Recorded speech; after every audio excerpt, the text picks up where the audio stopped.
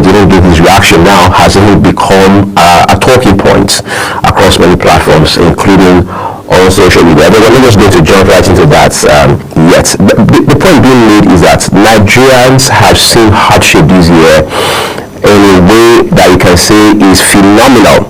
Alright, we've seen families who have had to practically beg to eat. We're seeing otherwise comfortable people who could no longer fend for themselves. In some cases, we're seeing businesses stretched thin to the limit, and some of them falling up because they had no other choice. We're seeing those who are now trying to stay afloat, scratching their skin and gasping for breath, so to speak. I mean, business is small, medium scale in this country, so it's been quite a tough year. And many persons have said, why don't we take a second look at the policy reforms that we're pushing as a country under the leadership of President Bola Tinubu? Must we strangle ourselves to death just because we want to bring reforms? Can we not just soft pedal? Can we not step on our brakes for a second and say, look, let's review how we're living and the sort of policies that we're advancing at this point. Again, those were some of the questions that were raised with President Tinubu a few nights ago in the middle of the media chats that he had with journalists. So 2024 has been very interesting. In fact, it is in 2024 we're seeing quite a number of off-cycle elections. There was Bayelsa, there was Imo, and then there was Kogi. Incidentally, all of these three elections happened on same day, one Saturday, the same weekend. And we see how all of those have actually turned out.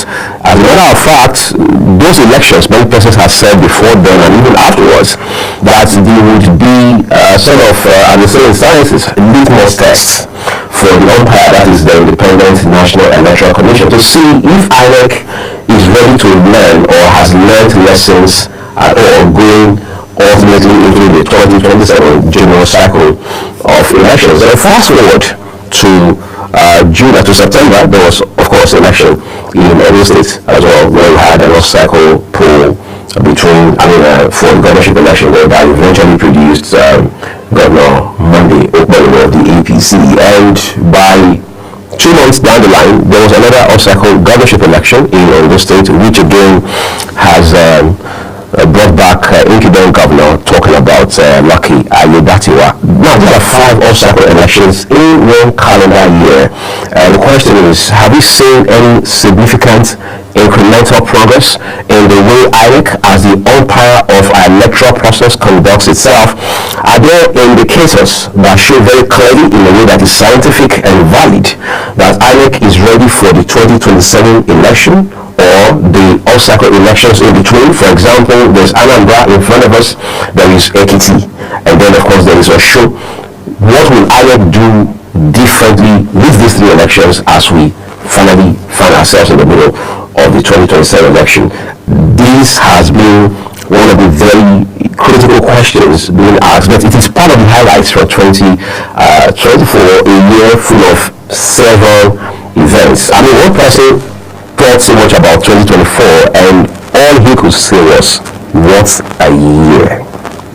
We're taking a break, everyone. When we return, so much more to talk about this year, and we will turn our attention to the economy.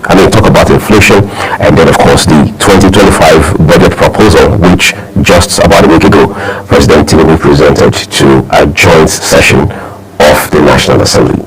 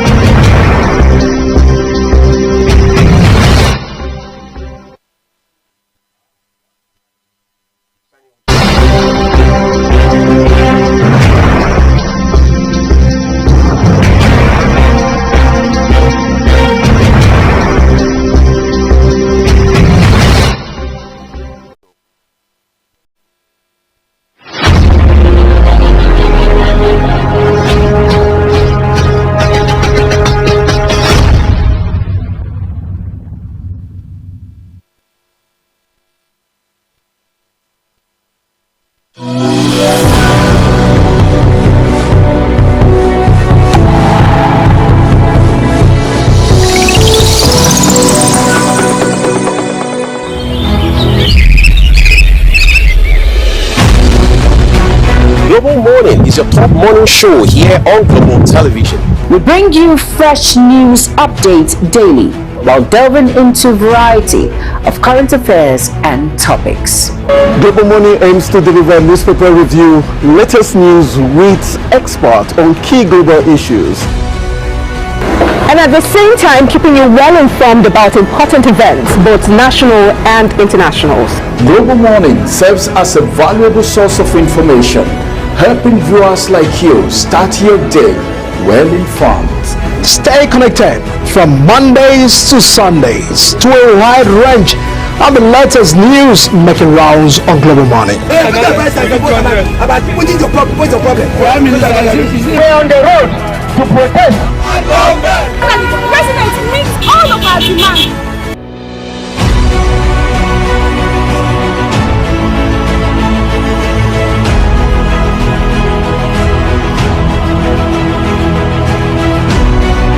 This is Global Morning.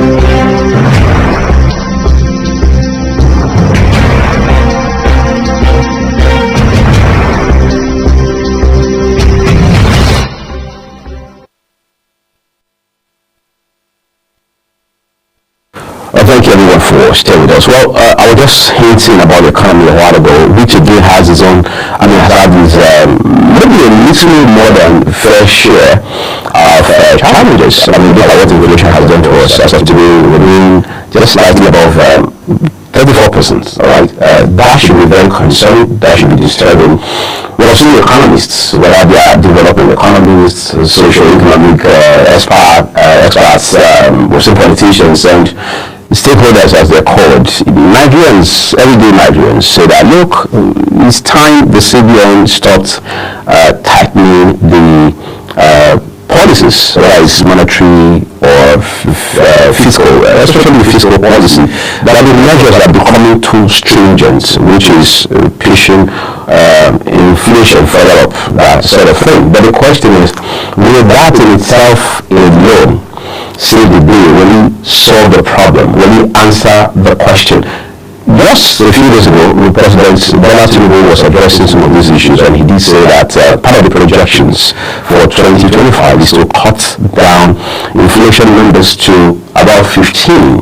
All right, what does that mean for the economy? Well, people say those who know better say if that happens, that is, if we are able to pound it down to 15%, it means that things like essentials, food items, and essential commodities, their prices would have dropped very significantly, because you can't have this conversation and not take into cognizance the challenge of food prices, I mean, what they call food inflation. Because for the everyday Nigerian, no matter how much you talk, the amount of English you speak, the numbers you put in front of them, and all of the graphs and what have you, and the final analysis, it has to translate to food on the table for them, especially in a country where you have tens of millions of people who have to depend largely on what they earn every day to be able to survive. Recall that 3-4 years ago, that was one of the challenges that we had with the COVID, where we said we have to social distance, we have to stay indoors, stuff like that. People realize that, look, this is going to be tough, because we live in a system where you have to work for today, earn for today, and live for today. So you continue that cycle again tomorrow. So how are we going to survive? But thank God now is about 3-4 years behind us, and the rest, as they say, is history, at least to a very large extent. But where do the inflation numbers? An expert was talking just a few years ago, and he said, look, it's possible for us to even cut down inflation numbers to 5% if we do X, Y, Z. First of all, is what is the feasibility of being able to implement or execute such a recommendation? Are we ready for that conversation? Do we have the wherewithal? Do we have our eye on the ball? Are we shooting for the long term, or are we just concerned about the day? So the economy has also had its own blow, blood states this last 12 months, and whether you like it or not, you don't have to believe what you read on the papers or see on television or hear over the radio. When you go to the market, or better still, the neighborhood shop, you realize that something you had bought for 3,500 just maybe 2-3 years back is now selling for a little above 4,000. And you're asking all the questions in the world. Nobody is able to provide those answers, because we all go to the same market, as they say, and the same inflationary trend is happening to everybody, top to bottom. We're taking a break. When we return, we'll look at big headlines for you from across our national leagues. Do stay with us.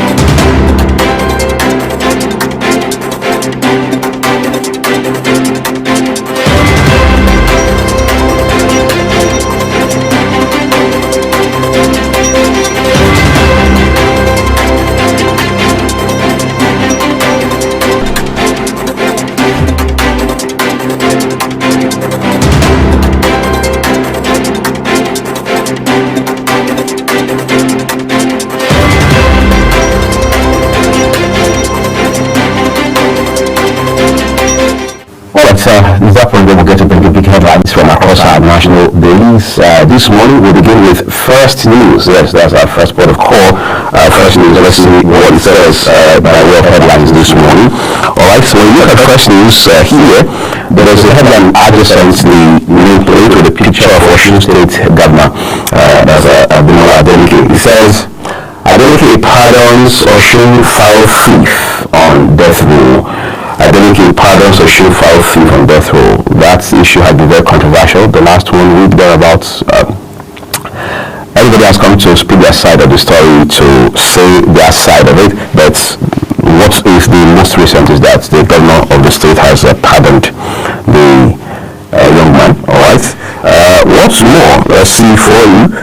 Here it says. Lawan visits Buhari as political realignments begin ahead 2027. Nigeria decries allegations of conspiring with France to destabilize, let's see what it says, Niger. Ibadan Stampede calls mouth for ex-Queen broadcasters release. Abducted Ekiti travelers released after ransom payments. And then we have a star story. What does it say to us? It says, my family burned before my eyes. Quite sad incidents coming out of Sokoto State. That's according to Sokoto airstrike survivor who has now recounted tragedy. My family burned before my eyes. Sokoto airstrike survivor recounts tragedy. Quite the thought of it just sends those chills down your spine. And for someone who watched their family burn, I mean, what more can you tell them? How much of conservation can you bring? How much of empathy can you show? How do you pacify them? How do you heal them? Quite a challenging time for not just this particular individual, but for all of those who have lost loved ones. That incident came as a shock. One incident too many, some people have called it, and they realized that on the one hand, the Nigerian Air Force says we are going to carry out a thorough investigation into this issue, as they always say, the innate and remote causes or factors. But there's this one we're hearing now that the authorities are blaming villagers, all right? And then, on the other hand, we hear that the governor is making efforts, also doing his bits. Just yesterday, he donated 20 million now to those who are in the hospital, and then he has also gone there to condole with everyone who has lost someone loved and dear to them. It's just a potpourri of feelings. It's quite complicated and it's unfortunate. That's the best we can say. Let's see how these families can heal over time and then hopefully find closure. All right, let's see other headlines for you from across our papers this morning. Anambra police recover kidnapped lawmaker's car, intensify rescue efforts. The good thing is that life has been saved, so recovering the car is something we can take our time to do. Quite frankly, at least the gentleman's life has been saved. And Navy seizes boat with 100,000 liters of stolen oil in Ondo. Jigawa governor loses son as after mother's death. This is quite complicated. Governor Umar of Jigawa State, who has been away in China trying to find opportunities for his state, got a very sad message that he had lost his dearly beloved mother, and now we're hearing that he has also lost his son just as after his mom passed. I mean, this is traumatizing to say the least for a man who just lost his mom. One thing with men is no matter how old they are, they always miss their mom when she passes. So for this governor, we can only pray that he finds solace, and then of course his family is strengthened to be able to deal with these irreparable losses, because this feels more like what they call in boxing 1-2 punch.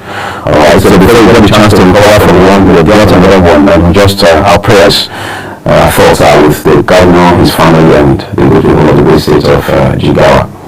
Alright, let's flip over now, everyone, and go to the Nigerian Tribune for you real quick. We have 3 headlines above the main place of the Nigerian Tribune. Okay, let's see the first one, top left corner of the Nigerian Tribune. I have a picture of Governor Ademola Adeleke of Osun State, the Nigerian Tribune. It says Adeleke pardons man sentenced to death for stealing fowl. Then one here, the picture of the governor of Ekiti State, so Oyebanji. He says, I have achieved 90% of my promises to Ekiti people, says Oyebanji. And the third one has a picture of Jigawa State Governor, Mr. Umar. Says Jigawa governor loses son a day after mother's death. So these headlines are about the governors now, but the very sad one is the one that has to do with Jigawa State governor, right? Let's see the big headline, what it says, and the rider that accompanies it. Nigeria not colluding with France to destabilize Niger. The rider says, federal government says Niger Republic's allegation baseless. Of course, the federal government through the Minister of Information and Orientation, Mr. Idris Mohammed, has said that, look, whatever the government of Niger Republic is saying is baseless, misleading, and totally false, because they're saying there's no way Nigeria will be colluding with foreign powers, particularly France, to destabilize Niger. That happens to be, by the way, our immediate neighbor. But just 2 days ago, the head of the junta, the military government in Niger, General Abdulrahman, was talking with the state-owned media outfits, where he did say that Nigeria is colluding with foreign powers to destabilize his country.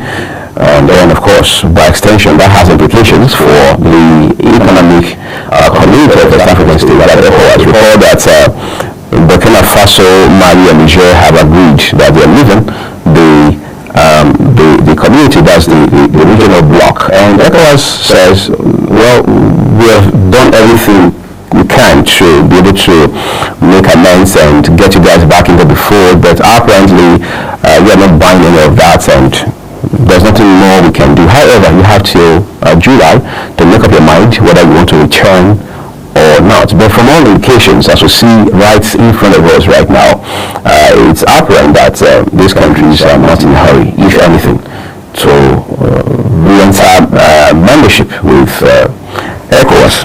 Alright, but we have more headlines for you from today's issue of the Nigerian Tribune. As we take it further down, one here reads, PDP faces fresh turmoil over national secretary dispute. Fire God's Fuel Office in Lagos, that's the research agency in Oshodi. But we understand that no life was lost, and authorities were able to put it out early enough. Navy intercepts boat laden with 100,000 liters of stolen crude oil in Ondo. 4 drug lords get 28 years in jail, forfeit houses, 67 million naira, $50,000 to federal government. Man slits friend's throat after robbing him of 200,000 naira at burial ground. This is one headline that is very sick. You know, how do you lure someone who is supposedly your friend to a burial ground? You slit their throats. Before that, you get to rob them, allegedly of the 200,000 they have with them. And people say, well, you could have taken that man anywhere else, but why cemetery? And they say, well, that must be for some kind of ritual, maybe, who knows, money ritual.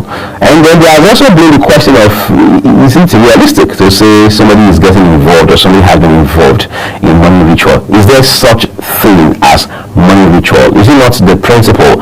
Is it not the standard in life that people have to work hard and make money? But I'm not sure we're ready for that conversation just this morning on the program. But the important thing now is that life has been lost. Look at the inhuman way. Look at the animalistic, barbaric way that this young man's life was taken, having been robbed by the same person who was supposed to be his friend. Alright, that's the much of reading from the Nigerian Tribune. Let's take a look at the Daily Times now. We have a headline above the main place of the Daily Times this morning. Let's begin with the star story for you. Here says Nigeria allocates 122 billion naira to boost CNG adoption. That's on the Daily Times newspaper.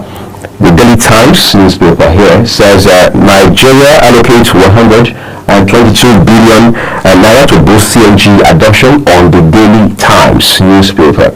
You can see a picture of former Vice President Atiku there with Dori Okupe, who was an aide to former President Goodluck Jonathan and later became the Director General of the campaign of former, presidential candidate of the Labour Party, Peter Obi there. Okay, then of course we have more headlines here that say Sokoto airstrikes adhere to strict rules of engagement, according to the Nigerian Air Force, with 2 riders accompanying their story.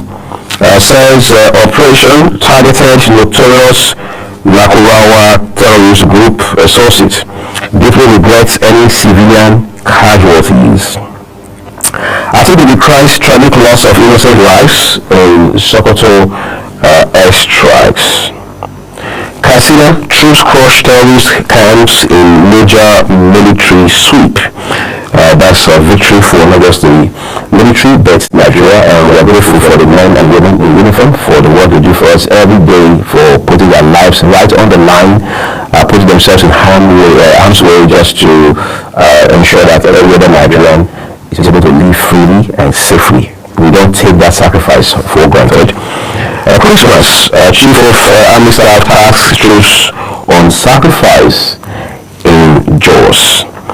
Do grab a copy of the Daily Times today and read up those details for yourself. But we turn quickly now to the blueprint, yes, and bring you a blueprint of how you should follow the news every other day.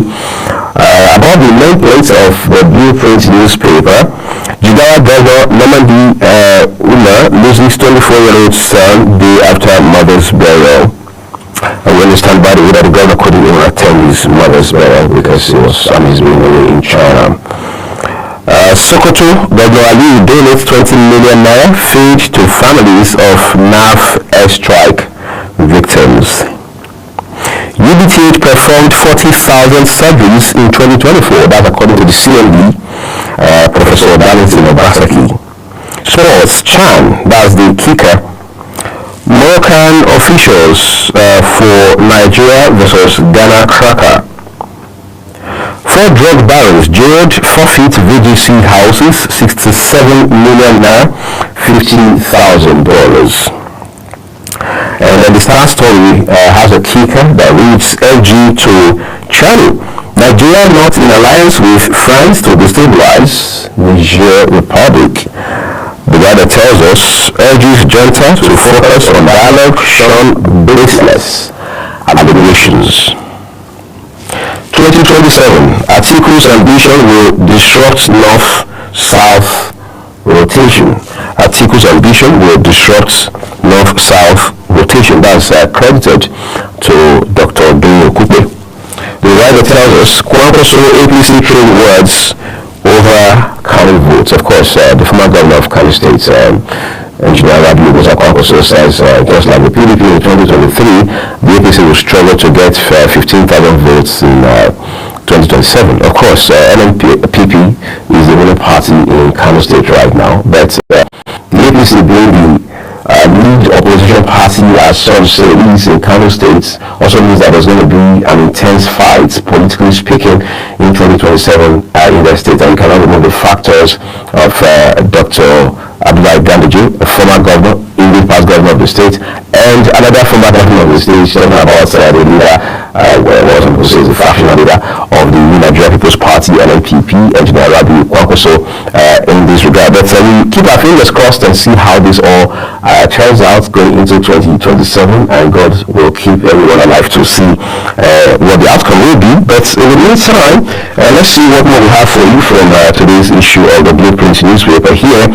At the very bottom of the front page, it says, Edo Ghana votes 70 billion naira to boost food security in 2025. Man years friends to the Kogi cemetery sees his throat. Kano West first female commissioner of police, Hawa, that sounds like a landmark. And then at the very front of the paper, 5 Gaza journalists killed in Israeli strike.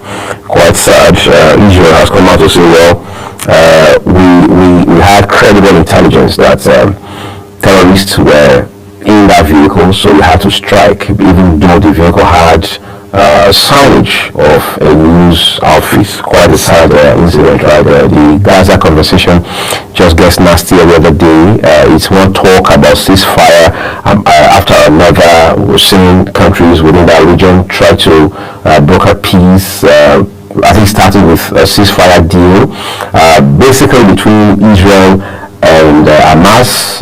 Then, of course, there's the Hezbollah factor in the middle of all of this right now, and then you're seeing the fighting and the bombing and the barrage of missiles moving all the way into Syria, and of course going all the way into Lebanon. So it's been quite a complicated war, while on the other hand we're still dealing with the Russia-Ukraine war beyond the Middle Eastern region. So it's quite a disturbed world we're living in right now, and all we can hope and pray for is peace on a global scale.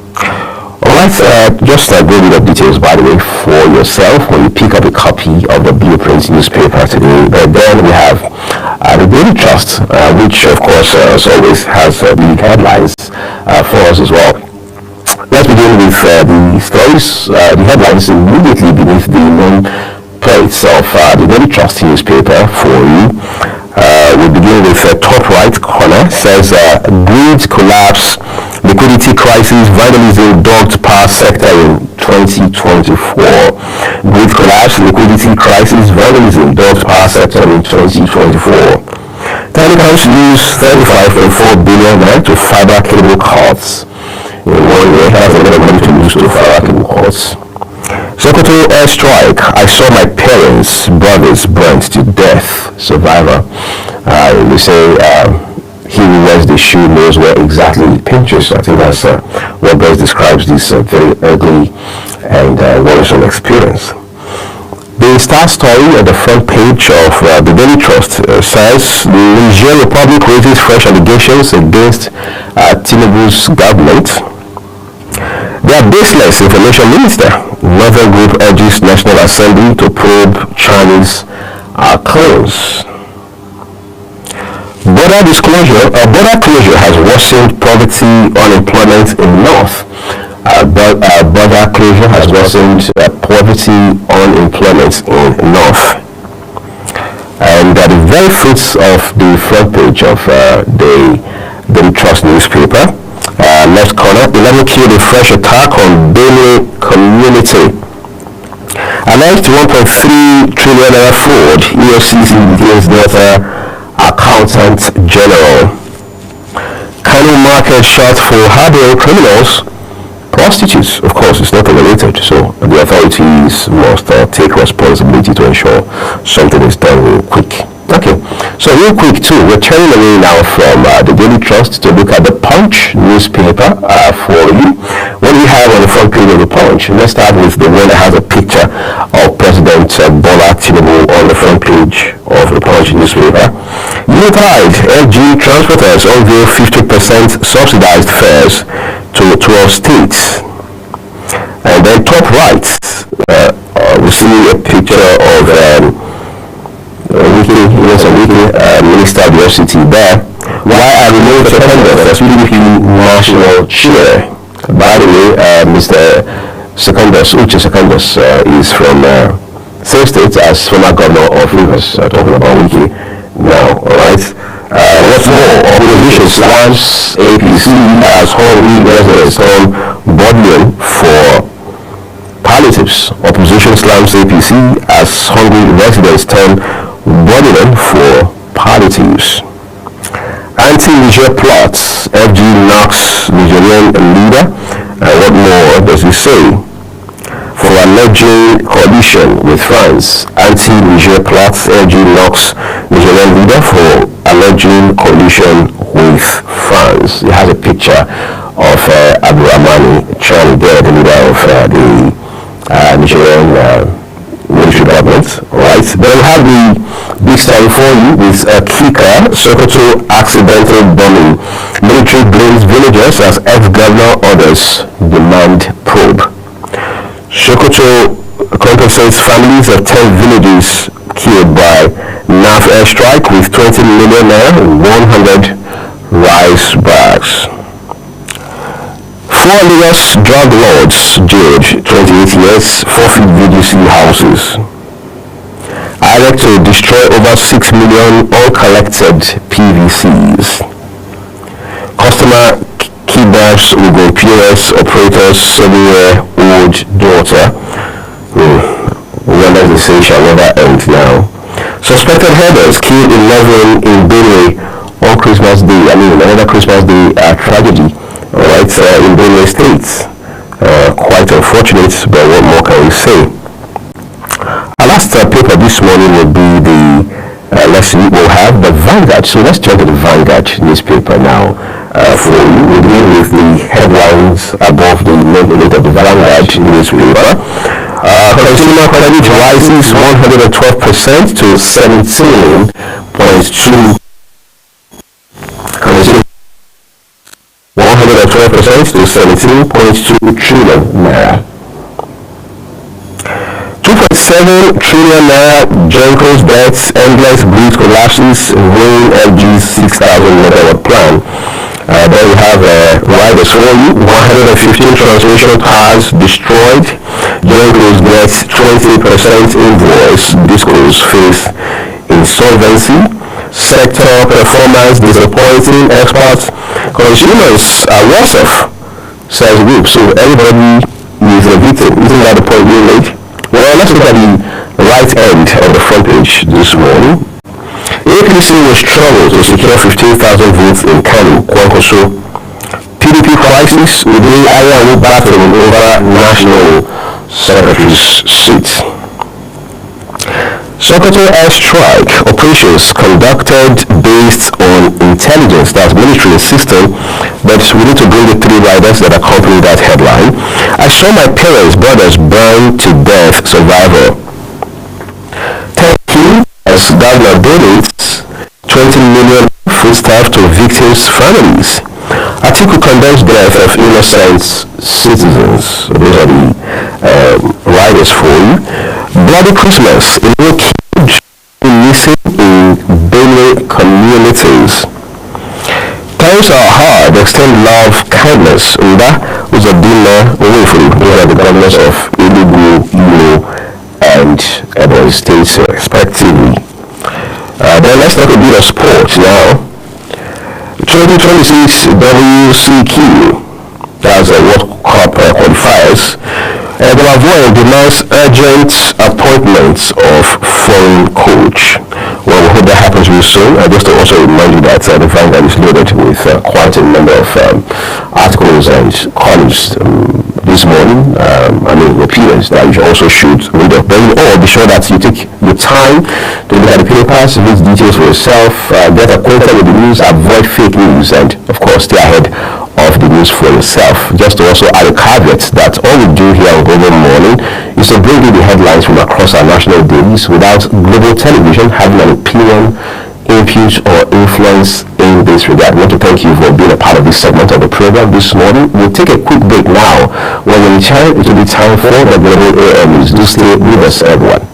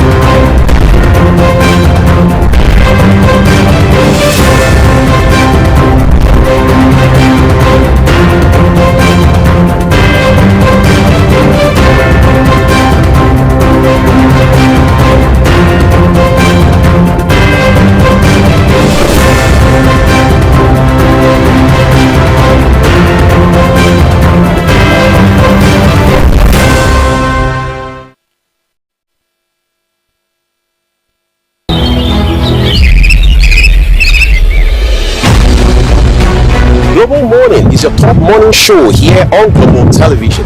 We bring you fresh news updates daily while delving into a variety of current affairs and topics. Global Morning aims to deliver newspaper review, latest news with experts on key global issues.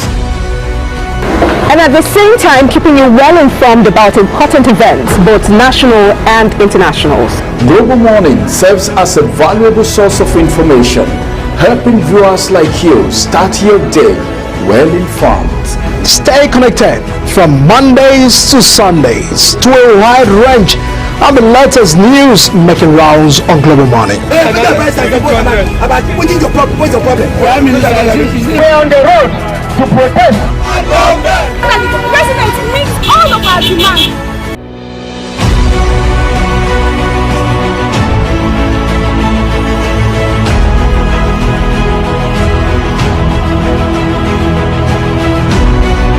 This is Global Morning.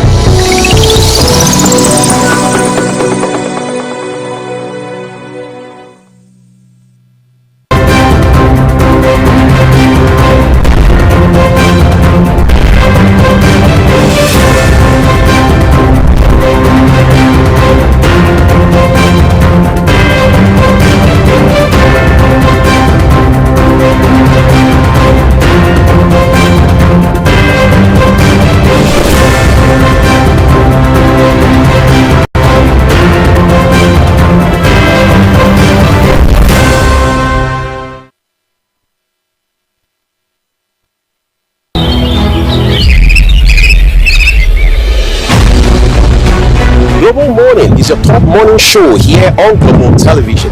We bring you fresh news updates daily while delving into a variety of current affairs and topics.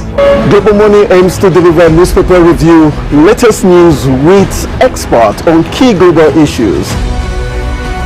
And at the same time, keeping you well informed about important events, both national and international. Global Morning serves as a valuable source of information, helping viewers like you start your day well informed. Stay connected from Mondays to Sundays to a wide range of the latest news making rounds on Global Morning. We're on the road to protest. The president meets all of our demands.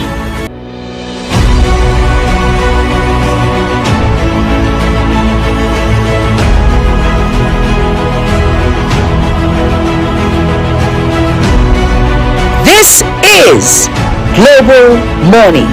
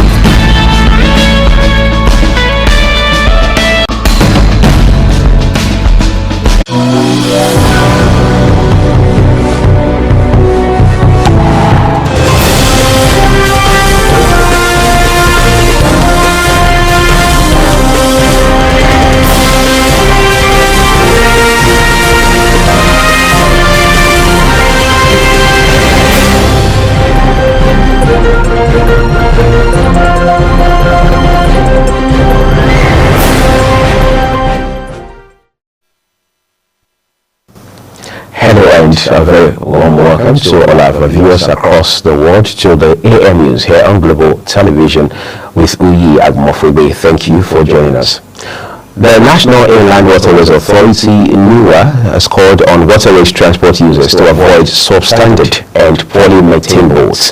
The authority also asked the National Assembly to expedite the passage of the Coastal Guards Bill to improve safety and security across the nation's waterways. Speaking at a technical meeting with boat manufacturers in Abuja, Managing Director Bola Oyebamiji made the call following the tragic boat mishap on December 16, 2024 along the River Benue route in Agatu local government area in Benue State, which claimed several lives.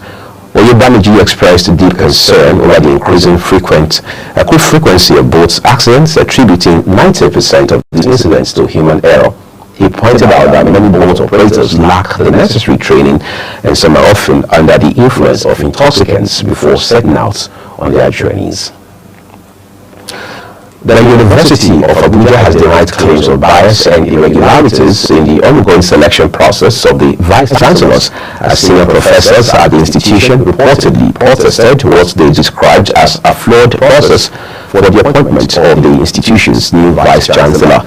The immediate past Vice-Chancellor, Professor Abdulrasheed Na'Allah, had, before his exit as the VC on July 1, commenced the process for the appointment of his successor. Though Na'Allah handed over to the Deputy Vice-Chancellor, Academics, Professor Aisha Meikudi, a law professor in an acting capacity, there has been tension in the institution as certain stakeholders insisted that Meikudi did not have enough years of qualification as a professor to attain such heights. In a statement issued by the Acting Director of Information and University Relations, Habib Yakub, the university dismissed claims that Meikudi is being unfairly favored, noting that the acting VC, like other candidates who applied for the position, is fully qualified and competent for the role. Adamawa State Police Command has dismissed claims that the convoy of State Governor Amadou Finteri was attacked by armed robbers in the neighboring Taraba states. The State's Commissioner of Police, Maurice Danwambo, described the social media report about an attack on the governor's convoy as not only misleading but totally false. It says the facts of the matter are that on December 19, the advanced security vehicle in the convoy of the state governor, while returning from Taraba State, had encountered a roadblock mounted by robbers. The advanced security team of the governor, comprising officers, promptly responded by chasing the armed robbers away, cleared the road, and ensured the safe continuation of movement for all motorists.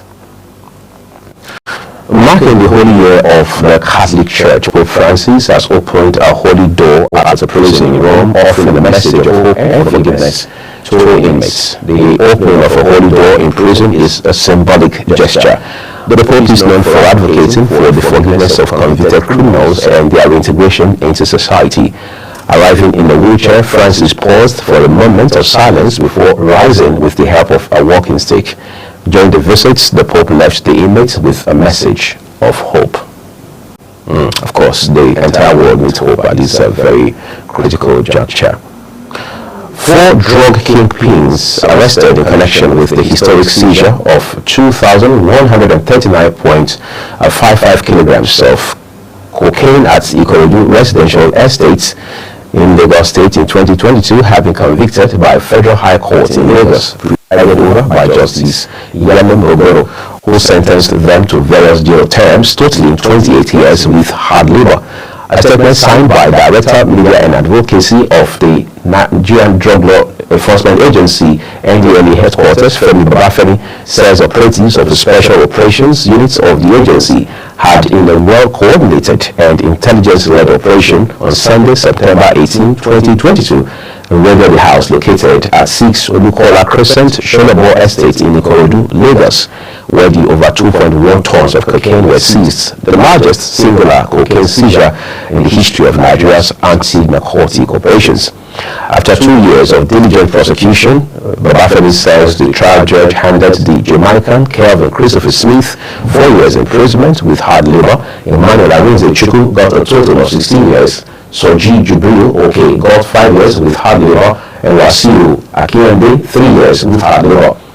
The trial judge, however, gave the convicts varying options of fine, with the exception of one of them who will serve his full jail term without an option of fine. The Nigerian Air Force has announced plans to acquire 24 M364 fighter ground attack jets and 10 AW109 Trapper helicopters to boost its air capabilities in the fight against insurgency. Chief of Air Staff Air Marshal Hassan Abubakar made this known at the Christmas luncheon with Nigerian Air Force personnel in Maiduguri, Borno State capital. He says the current security challenges in the country require modern and versatile platforms to be addressed, noting that the Nigerian Air Force would continue to sustain capacity building initiatives, personnel training, as well as research and development to enhance operational efficiency. Similarly, the Chief of Army Staff, Lieutenant General Olufemi Oloyede, has celebrated Christmas with sick and wounded soldiers in action, assuring them that their sacrifices would never go in vain. Oloyede, speaking at the 44 Nigerian Army Reference Hospital, Kaduna, assured that the welfare of officers, soldiers, and their families, including the injured and those who lost their lives, remain his top priority. Represented by the Corps Commander of Artillery, Major General Marcus Kange, the Chief of Army Staff reaffirmed the readiness of the Nigerian Army to upscale issues to foster professionalism and combat readiness under his watch, alongside a stronger emphasis on maintaining sound administration. He therefore pledged to prioritize personal welfare, recognize excellence, and ensure an efficient system of rewards and sanctions, as he thanked all officers and soldiers of the Nigerian Army for their sacrifices and untiring commitment in tackling the numerous security challenges facing the country.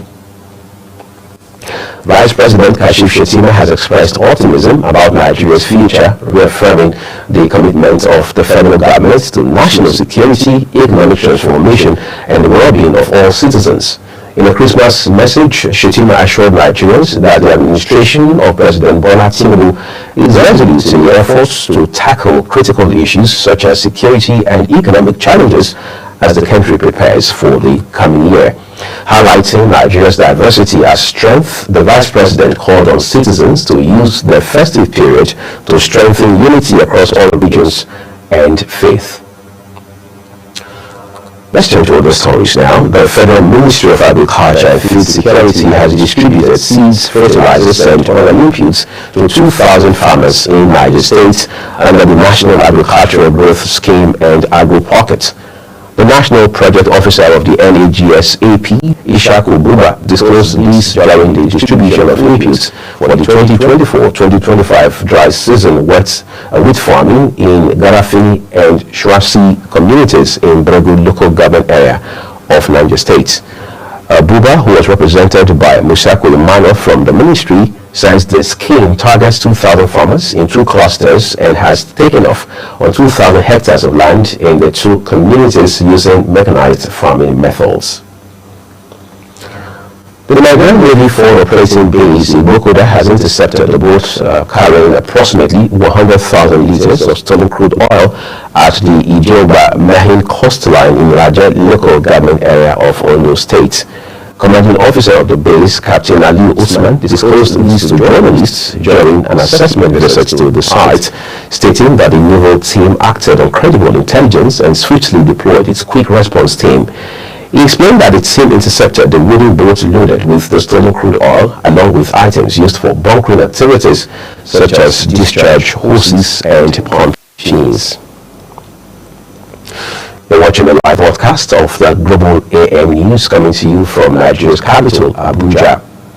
When the rest of the AM News returns, King Charles hails health workers, calls for peace, details of this as well as business and sports coming right your way after this short break. Please, we encourage you to stay with us.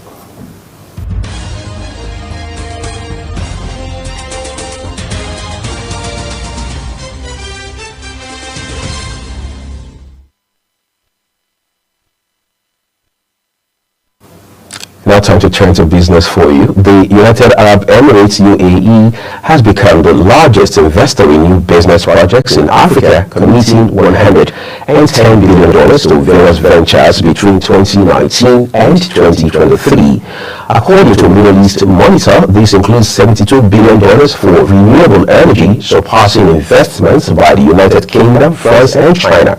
Much of the investment has focused on renewable energy, with $72 billion directed towards green energy projects. African leaders have welcomed these increased investments, especially for energy and infrastructure. The World Bank has announced the removal of several loan fees to make borrowing more affordable for vulnerable countries. The Global Bank disclosed these through a link posted on its official X handle, stating that the move is part of a broader effort to expand financial capacity and address urgent global challenges, including climate change, inequality, and economic fragility. It further revealed that the bank had eliminated the prepayment premium on International Bank for Reconstruction and Development loans, introduced a grace period for commitment fees on undisbursed balances, and extended its lowest pricing to small, vulnerable states. The financial institution noted that the bank is working hard to make it easier for countries to borrow and pay back their loans more easily by removing some fees on International Bank for Reconstruction and International Development. The National Bureau of Statistics (NBS) has earmarked 35 billion naira in its 2025 budget proposal for capacity building on cybersecurity and data center management. This allocation comes at a critical time as the agency grapples with the aftermath of a cyber attack that compromised its website on December 18, 2024. The breach, which was publicly disclosed via the Bureau's official X account, led to a warning for the public to disregard any information on the platform until the situation is resolved. This incident has raised significant concerns about the vulnerability on the Bureau's digital infrastructure, especially considering its crucial role as Nigeria's primary source of statistical data. And now let's go foreign on the news. King Charles III has expressed gratitude to doctors and nurses in the United Kingdom for their selfless service in supporting the royal family in his Christmas address, marking the end of the year during which he and Princess Catherine have battled cancer. Speaking in a pre-recorded message from a former hospital chapel, the king paid tributes to medical staff, veterans, and humanitarian workers, as well as touched on topics ranging from global conflicts to the far-right riots in the UK this summer. Front desk correspondent Amina Jibril has details.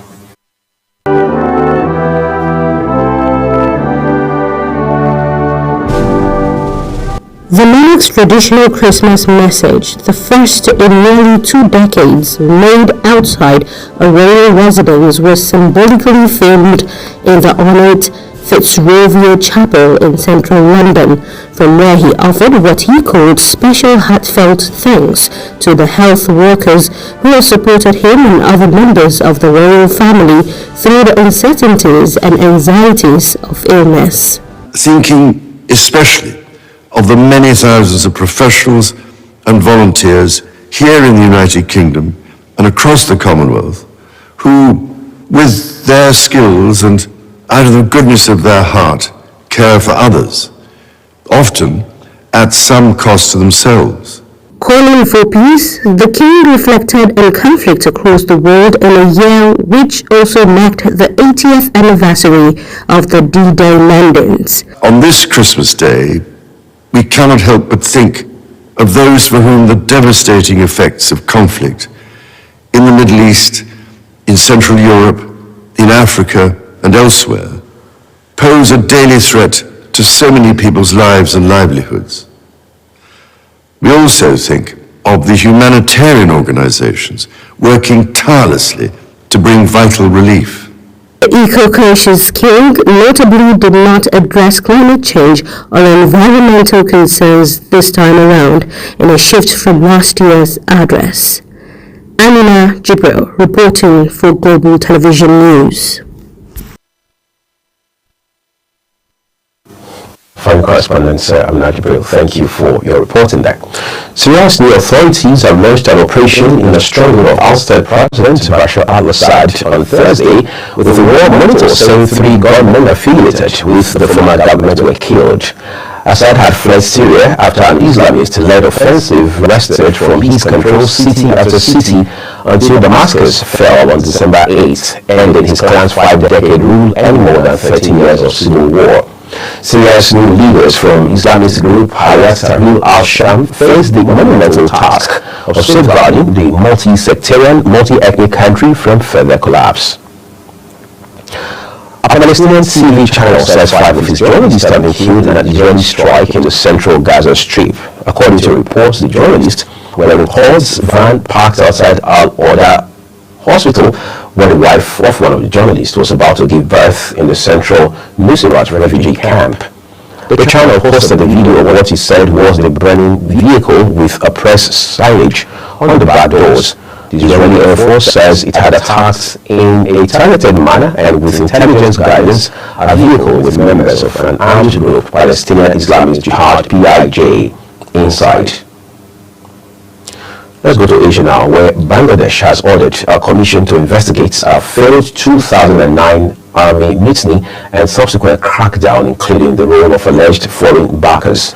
The inquiry's chief has said the violent mutiny sent shockwaves through the South Asian nation and ended with army crushing the mutineers, with scores arrested and sentenced to death. A previous official investigation into the mutiny, which left scores dead, blamed years of pent-up anger among ordinary soldiers who felt their appeals to pay and get pay rises and better treatment were ignored. And now time to talk sports. Former Golden Eagles player Hamzat Ojediwo says he aims to secure a place in the senior national team, the Super Eagles, ahead of the remaining World matches in 2025. Ojediwo, based on his sterling performances for his League One team, Lens is hopeful that the coach of the Super Eagles will consider him, as he believes he has the quality to compete at the highest level. Despite suffering a hamstring injury after joining Lesung ex-or from Bulgarian side Debrecen, the former junior international midfielder quickly settled into the club setup and claimed a starting spot in the lineup. Let's still talking domestic sports now. Chairman of the Nigerian Football Federation and Nigerian Football League (NPFL), Benga Emegbeleye, has declared that the minimum salary a club should pay players will be reviewed after the 2024-2025 campaign. And Emegbeleye disclosed this during a roundtable discourse with newsmen in Akure, Ondo State capital, saying the league would only attract investors through transparency, credibility, and professional refereeing. According to the former Director General of National Sports Commission, the league management would continue its zero tolerance for hooliganism and any kind of violence at match venues. Nearly 30 years have passed since the last of their famous adventures overseas, but Forest are third in the Premier League after beating Tottenham at the City Ground and starting to dream under Nuno Espirito Santo. Anthony Elanga's goal in the first half made it 4 wins in a row for Nuno's team, easing up to third and already beyond last season's total of 32 points. Erling Haaland Elsewhere, Erling Haaland had a second-half penalty served as Manchester City's astonishing slump continued with a 1-1 draw against lowly Everton at the Etihad Stadium. Winners of the last 4 Premier League titles, the English champions have won just once in their last 13 games in all competitions. Bernardo Silva put City in front early before Iliman Ndiaye salvaged the point for the Toffees. City climbed to 6th but could end the day 5 points adrift of the top 4. City boss Pep Guardiola considered ahead of the game that his side are at risk of failing to qualify for the Champions League for the first time in 15 years. A case of classical, if you like, anticlimax there for Man City. Elsewhere, Sporting Lisbon has sacked coach João Pereira just about a month after he replaced Ruben Amorim at the helm with Rui Borges appointed boss. Pereira was named coach when Amorim left for English giants Manchester United, but has paid the price for Sporting's sudden loss of form. The capital club, who had a 100% record in the Primeira Liga this season before he took over, lost top spots in the Portuguese top flight to Benfica following a 0-0 draw with Gil Vicente last weekend. And that's all we have for you on the Global AM News. Thank you everyone for watching. Just a quick reminder that Global Television is on DSTV channel 365, start times 276 and free to air or night comes out. To encourage, as always, all of our viewers across the world to engage and connect with us across our social media platforms using @Global TV NG, as well as other handles as you can see on your screen. I am Uyi Agmofrego. The rest of Global Morning returns shortly. Do stay with us.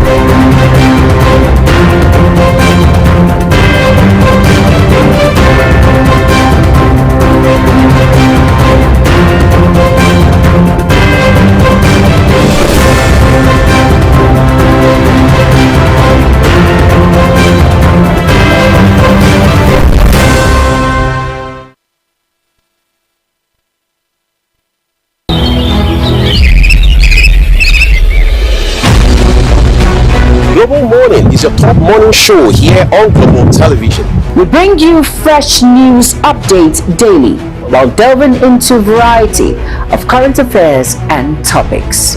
Global Morning aims to deliver newspaper review, latest news with experts on key global issues, and at the same time keeping you well informed about important events, both national and internationals. Global Morning serves as a valuable source of information, helping viewers like you start your day well informed. Stay connected from Mondays to Sundays to a wide range of the latest news making rounds on Global Morning. We're on the road to protest. The president meets all of our demands.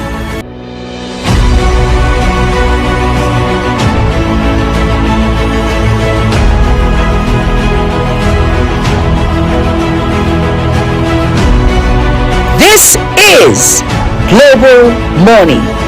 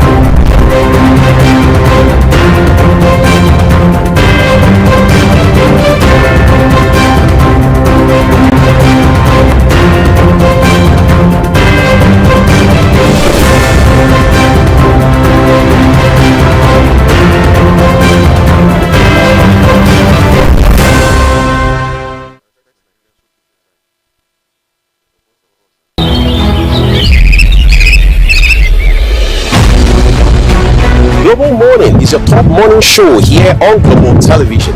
We bring you fresh news updates daily while delving into a variety of current affairs and topics.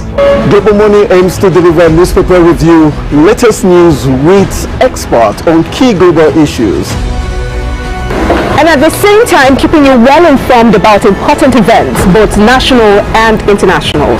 Global Morning serves as a valuable source of information, helping viewers like you start your day well informed. Stay connected from Mondays to Sundays to a wide range of the latest news making rounds on Global Morning. We're on the road to protest. The president meets all of our demands.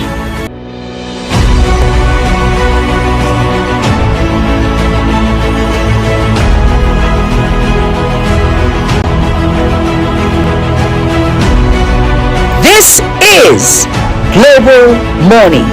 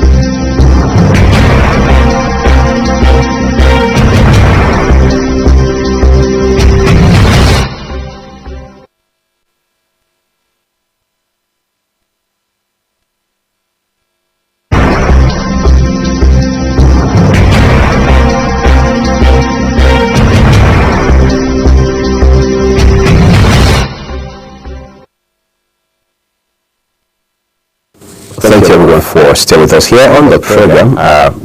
Two issues we have in front of us this morning. First of all, we want to see what the year has been like in light of politics, politicking, and elections. A while ago, I highlighted how that Nigeria has had 5 off-cycle elections this year with regards to, governorship elections, yes. Bayelsa, Imo, Kogi, and then Edo and Ondo followed. We have 3 for next year as well. But we want to look at what has happened with these 5 this morning, whether it's from the side of INEC, the umpire, the midwife, the organizer, and of course the, if you like, authority when it comes to conduct of elections in this country, particularly at states and federal levels. All right. So we also want to look at the actors themselves, political parties, their candidates, their leaders, their members, their agents. How do they conduct themselves? Because everybody is a stakeholder, whether it's critical or not. All right. And then we move up and see the people. the voting public, the electorate, what role did they play? Did they do their parts? Did they hold their end of the bargain?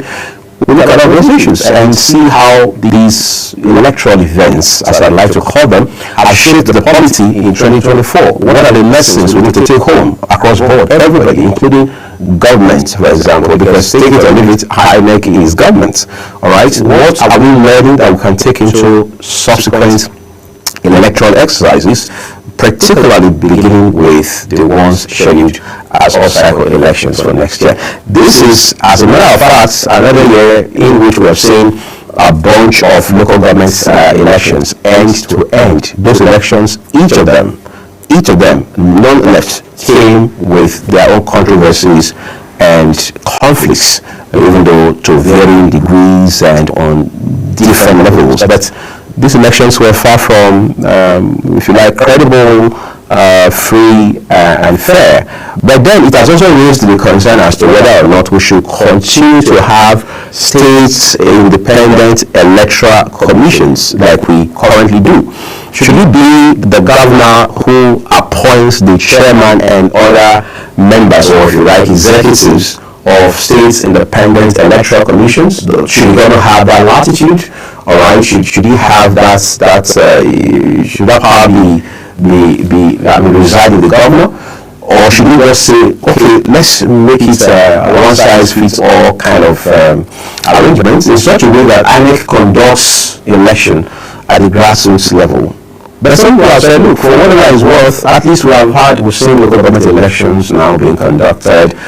We saw how many governors practically were under fire, so to speak, to conduct this election, particularly in light of the Supreme Court judgment that, quote unquote, ceded autonomy to the local councils. And that's a conversation we are not going to have right now, because going forward, there are still questions that need to be answered, issues, very knotty ones that need to be, if you like, resolved before we can say who at the end of the day. So we need to look at all of these issues and see what exactly the nuances are and help you walk through and past them. We're taking another break, everyone.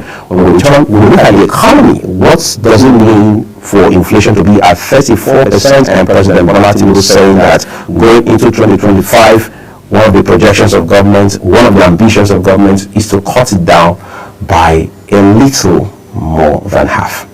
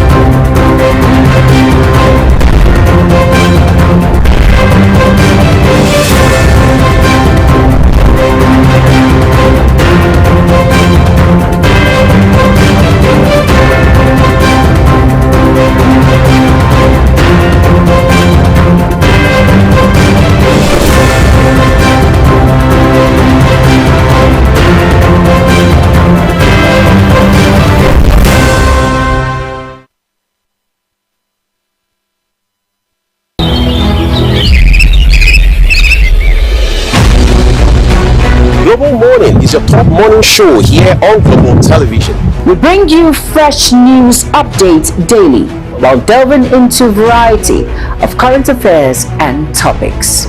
Global Morning aims to deliver newspaper review, latest news with experts on key global issues, and at the same time keeping you well informed about important events, both national and internationals. Global Morning serves as a valuable source of information, helping viewers like you start your day well informed. Stay connected from Mondays to Sundays to a wide range of the latest news making rounds on Global Morning. We're on the road to protest. The president meets all of our demands.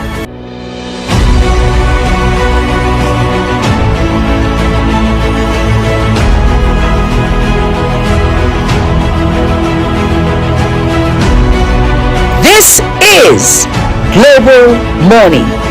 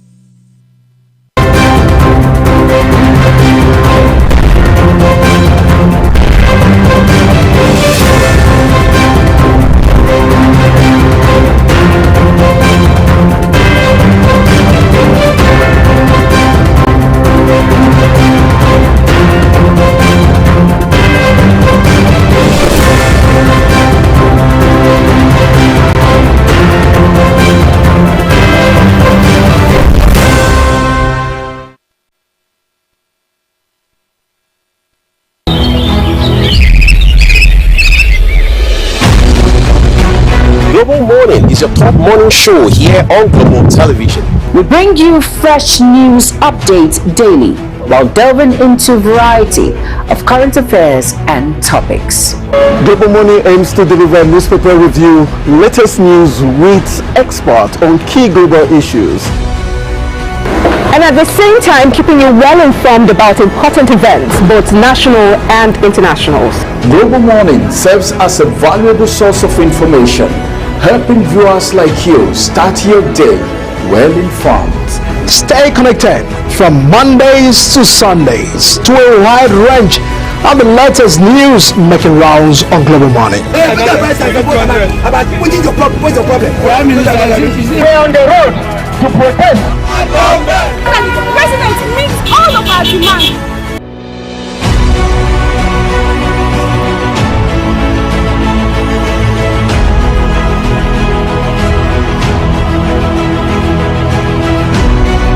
This is Global Morning.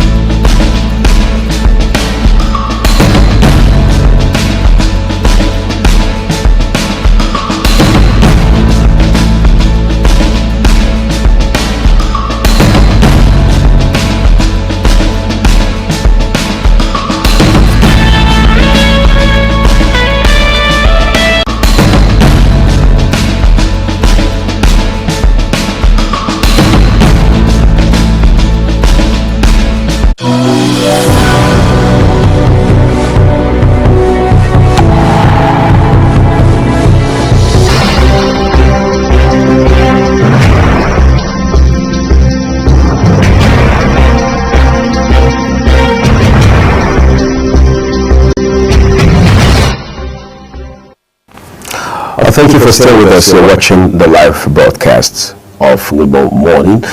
Incidentally, this again is another year where economic issues have posed a lot of challenge for citizens. When the budget got passed, or sorry, I should say, presented by the President to a joint session of the National Assembly the other day, many people said, well, let's look at the volume. I mean, the size of the budget itself, upwards of 49 trillion. Sounds like a whole lot of money. I mean, an astronomical increase from what we had seen 2022 and 2023. Then even 2024. And others are saying, while this is huge in terms of the monetary volume itself, how much of impact will it make? What is actually the value of that money when you check it against the backdrop of inflation numbers right now. That's number one. Number two is how much of it is going into capital spending or capital expenditure as against what has been earmarked for recurrent. Of course, there are things you can't take away. First line charges, things like salaries, for example, those are recurrent. You have to deal with them.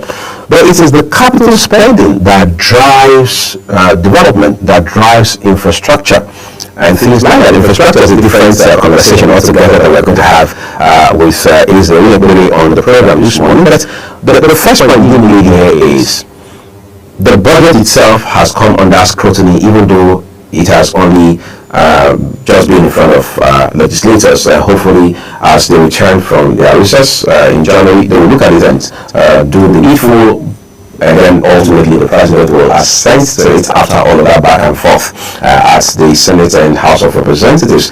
But the question is, what will be different in 2025 as against what we're seeing in 2024 regarding how we not only present and pass budgets but implement the budget? Of course, it has been established already that borrowing as a factor, as an element, is going to also be in play. No doubt about that. We're already talking about some 11 trillion deficits that needs to be addressed.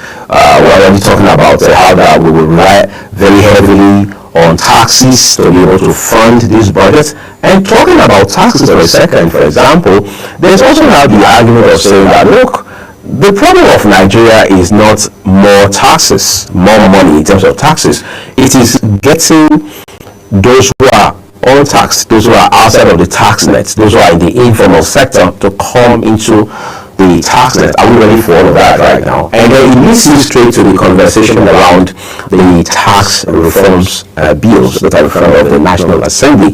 What exactly do we want to achieve with these pieces of legislative proposals? One of them is to raise VAT to 10%. The other is to better streamline the way we collect taxes in Nigeria in such a way that you don't have multiple windows from which you collect these taxes. So we want to sort of centralize and consolidate.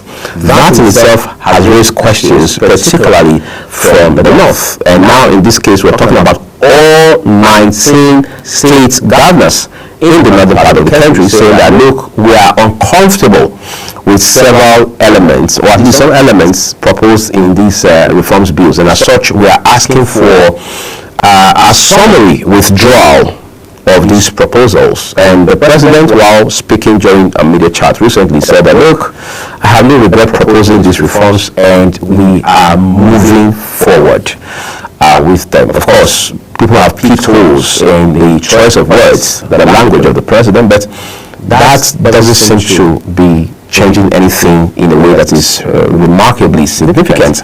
But it doesn't also change the fact that Nigerians are seeing a lot of dynamics play out regarding the price of petroleum products in this country the last few months and generally the entire 2024, because don't forget that once fuel subsidy payment was suspended on the 1st of May 2023, the ripple effects have played into 2024 and they have shaped economic activities this entire year, no doubt about that, and the indices are there and they are very clear for all to see. But we also need to now look at, for example, the CNG initiative of the government, which the president himself, amongst any other person, believes strongly will help cut down the pressure, the demand for fuel, and will cut the price of energy. I mean, for those who use fuel for their vehicles by, give or take, by more than say 80%, because while at the point where the CNG became a very big conversation, fuel was selling for another 1,000 naira, in some cases up to 1,100 naira. The CNG was selling, for what we gathered, around 200 naira. All right, which means that there's quite a significant difference between the prices of both. And the question became, how do we popularize the CNG? How do we make it more affordable, more available, and more within reach? The president also suggested that we probably will have to convert many of the traditional fuel stations as we know them today to CNG centers. Now, experts say, when those fuel stations built for a purpose. In other words, were they designed to serve CNG? That question is the point we're at right now. We're going to take another quick break. When we return, my guest will be here to talk about what Nigeria has looked like in 2024 in light of politics and elections.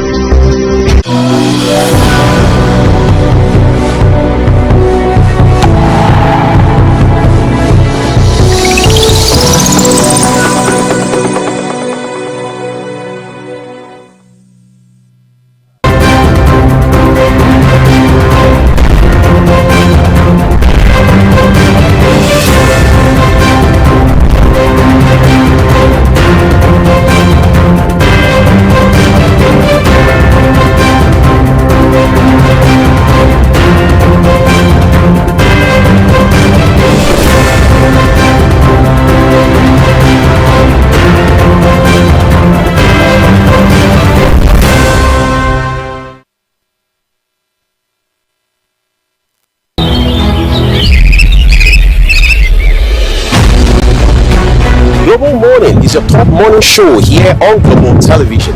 We bring you fresh news updates daily while delving into a variety of current affairs and topics. Global Morning aims to deliver newspaper review, latest news with experts on key global issues. And at the same time, keeping you well informed about important events, both national and internationals. Global Morning serves as a valuable source of information, helping viewers like you start your day well informed. Stay connected from Mondays to Sundays to a wide range of the latest news making rounds on Global Morning. We're on the road to protest. The president meets all of our demands.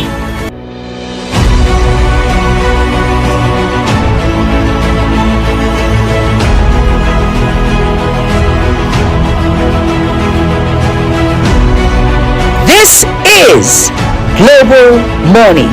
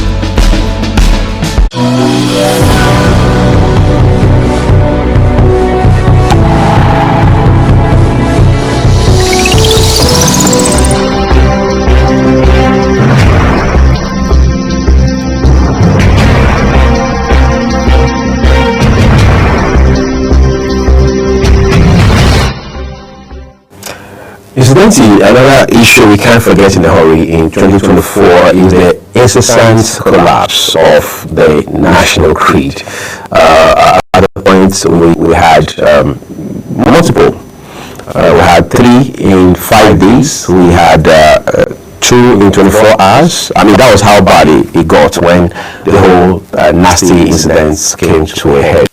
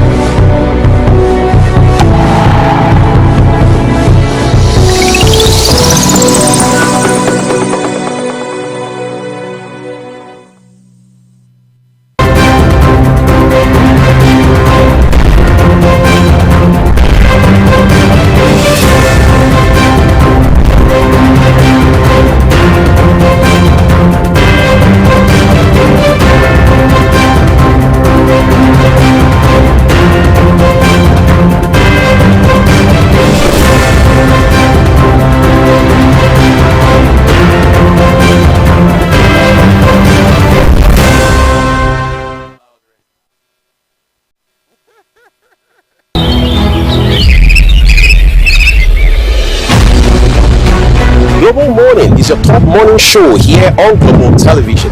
We bring you fresh news updates daily while delving into a variety of current affairs and topics. Global Morning aims to deliver newspaper review, latest news with experts on key global issues. And at the same time, keeping you well informed about important events, both national and internationals. Global Morning serves as a valuable source of information, helping viewers like you start your day well informed. Stay connected from Mondays to Sundays to a wide range of the latest news making rounds on Global Morning. We're on the road to protest. The president meets all of our demands.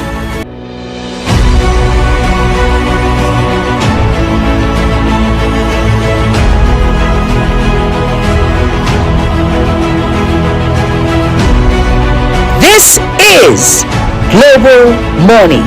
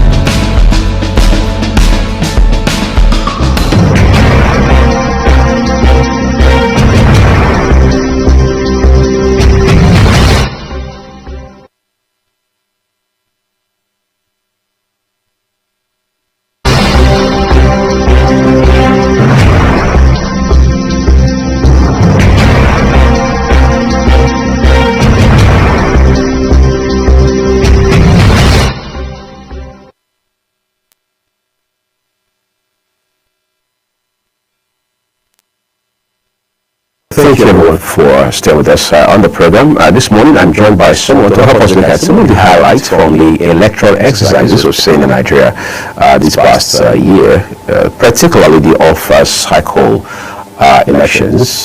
Joining us to help find sense in all of this for the year 2024 is James Ugochukwu. He's an expert, election observer. I would like to say, first of all, compliments of the season to you. Compliment of the season. Particularly for allowing us to disrupt your holidays. Well, it's national duty. State is a serious business. I can imagine. So, I mean, you have, I assume you monitored all of the all-cycle elections we've held this year. At least you do understand what happened essentially in many of these elections, these exercises. Let's talk about the lessons we must have learned or also have learned from them.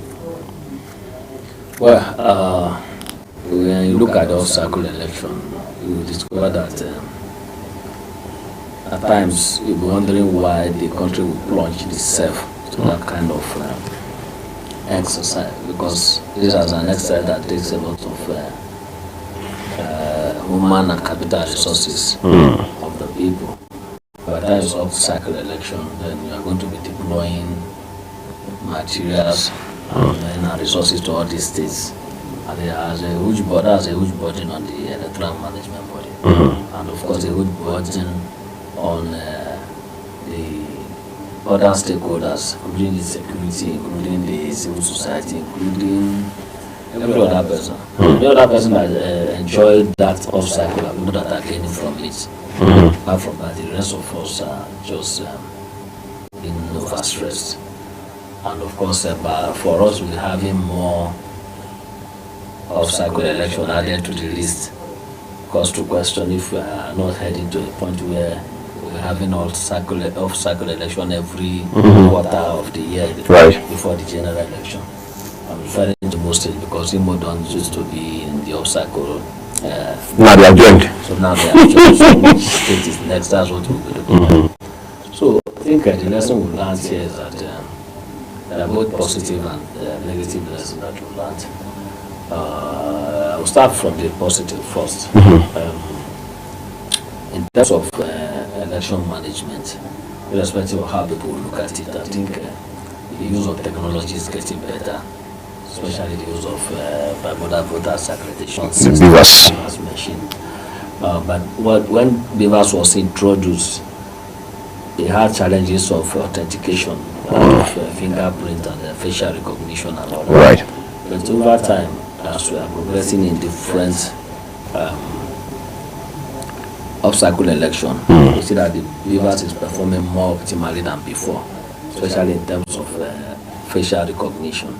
The challenges we used to have then is that people will not be able to use their fingerprint for authentication, and that creates delay in the accreditation process. And what is really a big experience, that will affect the entire election day process to result to late closure of the polls, and to result to late collation of results, and that is where the problem will start coming. Another positive takeaway again is that of the transmission of the result to the IRF. So over time now, we've seen that the IRF result is being transmitted real time. And even before the end of the post, we have almost 90% of the result being transmitted. So that's a positive one. The one we keep having challenges is that of logistics, INEC. So for no state. So I'm going to the negatives now. In the previous one of Edo, Anambra, Kogi and Bayelsa, the election experienced logistic challenges. Situation whereby you see the polls opening around 10 o'clock or 11, because of late arrival of men and materials polling station. And that also the question, what is it that INEC has not learned in terms of logistics? Because the question you keep asking yourself is that we have the electoral process that on election day everywhere is shut down, no movement of vehicle, everybody is at home. people are not allowed to move around, and material cannot be moved from the racks to polling units. The question you're asking is that what is just the problem? So we explain that in the 3 of cycle election that happens simultaneously the same day.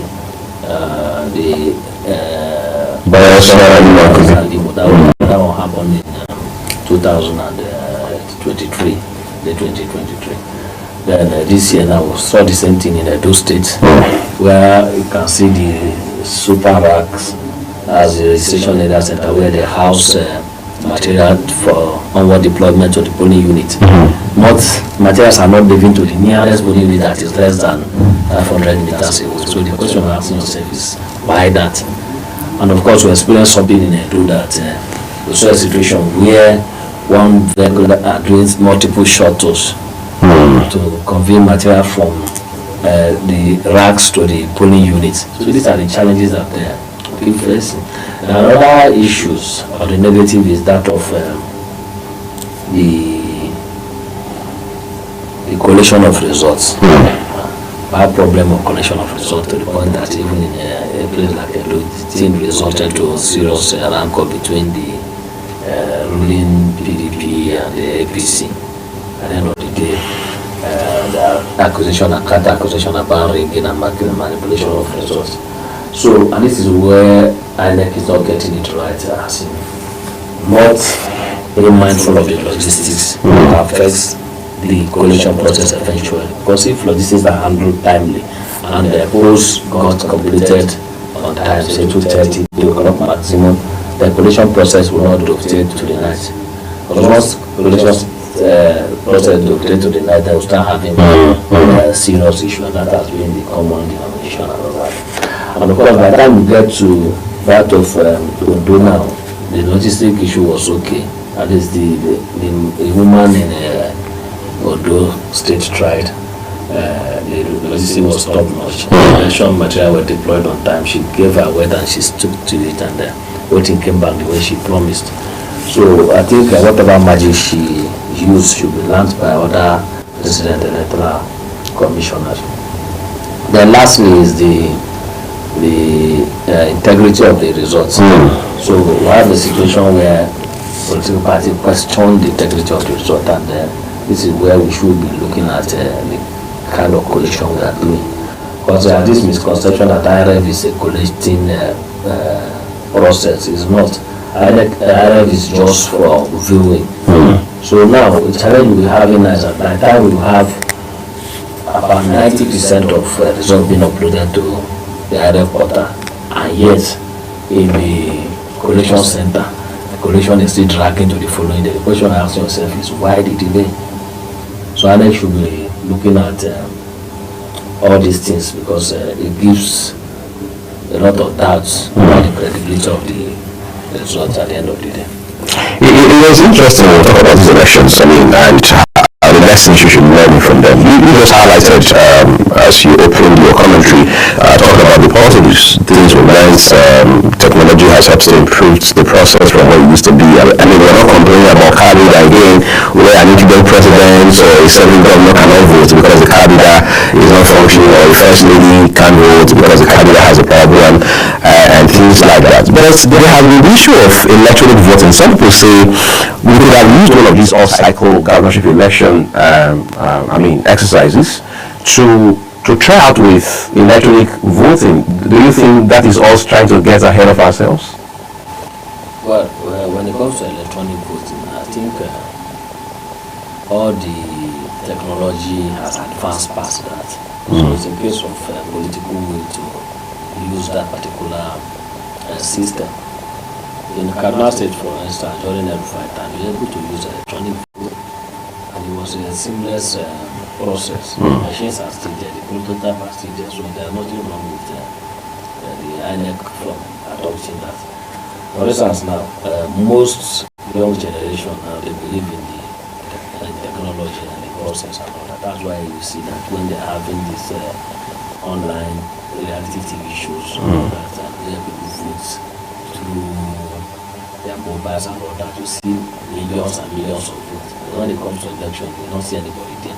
So what electronic voting does is that it increases the transparency of the process. But the electronic voting too comes with its own challenges, because beyond voting, you need to protect the data that is being transmitted electronically. So for you to put that in place, you need to work and make sure that at the background they will have men that will be able to counter any form of intrusion that will alter the outcome of the election. So it's something worth experimenting. And just like the BVAS machine that is being used, INEC should start thinking of using this electronic voting in some of the by-election, all the local government, all the constituencies, senatorial by-election issue. Consider just running them ahead of the time they will launch it. Infrastructurally, yes, Nigeria is having challenges of technology, communication and all that, but it's still something that is practicable. Like the BVAS machine we have, for instance, now, when you upload information on the BVAS, if you are in a difficult terrain or a place with low network, the result will be hanging there. By the time you get to the nearest telecommunication mast that has signal, it will send to the RF server. So that's how electronic voting can be. So I don't see anything that stops us from doing it. We have advanced beyond that. Technology have advanced beyond that. Because if you have a situation where you can use a debit card machine in any POS or any ATM machine across the country, then I don't see anything that stops us from using electronic voting. It's basically the same process. Maybe it's the willpower we are lacking, but let's also talk about will for a second, James. Look at INEC, for example. There are analysts like yourself who believe that these all-cycle elections this year have further tested the institutional resilience of INEC. Do you think, in a manner of speaking, INEC broke under the pressure given these elections we've seen this year? Well, the question there is not something somebody can actually give a sweeping verdict on that. In that we have an INEC. I keep telling people that it's an institution that is not completely completely in control of the system. Because why I say that is that most of the people that are engaged in the electoral process are not INEC staff. I have the security that are completely not under INEC control. We have the ad hoc staff even that are just recruited for the purpose of youth corpers. We don't know their character, I don't know where they come from. They recruited them in a jiffy, train them and they push them. And you have other overbearing powers from the political parties and all that. Why all this is like this is because we refuse to adopt to this report, which propose that the appointment of an INEC chairman should not be saddled with the president. So by the time the president keep on appointing an INEC chairman, there will still be talked about the credibility of INEC and all that. So now, until somebody can prove it anyway, because all these are still speculation that INEC did this, INEC did not do that. Until we're able to prove it, that speculation will keep on going, and this is what we should enshrine in our next constitution also. Since constitution amendment is going on, let's remove the power to appoint the INEC chairman from the president and put it under the National Judicial Council as recommended by West report, and even the appointment of the CJN and all that should not be under the president, because if the CJN is appointed by the president and the NJC is under the CJN, they will not change anything. So it should be a holistic overhaul of the appointment process. So that way you can have a high level of credibility and will not be able to without what INEC is doing. And of course, I also put the blame on the political party. Okay, for instance, if you have doubts that INEC is not doing things the way it's supposed to be, then what you should do, you should be able to mobilize and train a very powerful party agents. Because most of these party agents, they push to the field, don't even know much about elections. So some of them will sit down there and their party is being rigged out. We've told them several times that you can train the party agent to understand what you are doing. The process. You understand the process. Not that you don't recruit any random person you see access you and monitor your votes and all that. And again, look at party agents with integrity. Some of them don't have integrity. I've seen a situation where a party agent is observing or working for party A in the morning, in the evening, he has changed the tag to party B. The same polling unit. I've seen a situation where a party agent will just sell the votes of their principal. So recruiting people that understand how the electoral process is and recruiting people of integrity is very, very important for political party. So that by the time they have all these things, it will now be difficult for them to be rigged out in an election. And even if they are being rigged out or they want to be rigged out, they can cry out loud and oppose it openly, and the whole world will know that this is what is happening.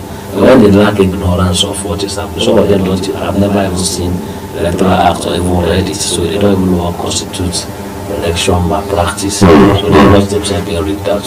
So the blame entirely is something that we should share it.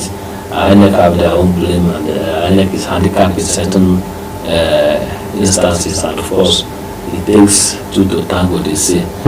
For any INEC that rig election, there are people that are making them to rig the election, and there are some people that are complacent in their oversight function. Right. You see, you just mentioned the wage reports. I mean, everybody that speaks about these issues, they talk about in the wage reports, and, in a very sterling manner, how that report also have been implemented even long before today. But it will appear in this report does not take into cognizance the controversies we're now seeing with regards to the way judges conduct themselves. I mean, you agree with me that in recent years there has been several question marks as to the integrity of judges and by extension the judiciary in this country. Is that still a feasible theory, or hypothesis to say that we should take the power to appoint either chairman for the president and make it reside in the CJN, for example, or in the agency? Yes, the way it is that when we want to take care with that option, if we extend it and go the whole hall of ensuring that the appointment of the CJN is not even from the president, the appointment of appeal court judges and all the people in the benches, because this is Nigeria. By the time somebody is given an appointment, it's difficult for the person to turn his or her back against the benefactor. So these are the things that calls into question the integrity of the judiciary, because no matter how the judgment is, so long as it's not in favor of the ability grant, the judgment is free. So we need to clear all this cobweb and ensure that we have a straightforward appointment process that is independent, beholden to nobody, and beholden to justice the way it is. As it is now, you see,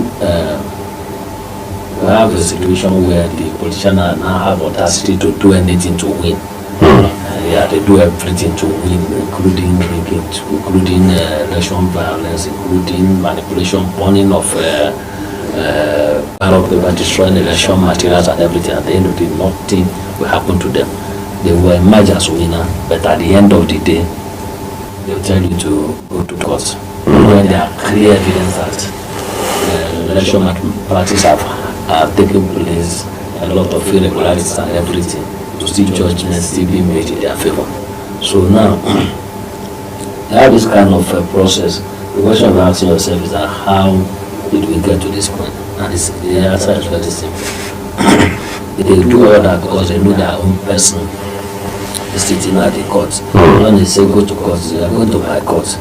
By the time I go to my court, I know that the whole ruling is going to be on my favor. So they do everything and scatter everything and mess up everything. At the end of the day, they know that yes, the judge is going to judge in their own favor. So until we start reversing all this trend through the appointment and through the vigilance of the political party, because the political party we have a very lazy set of political party with very weak ideology, or even if they have ideology at all. As we speak now, there is wave of defection to the ruling party. Many people from the new LP that everybody is looking up to,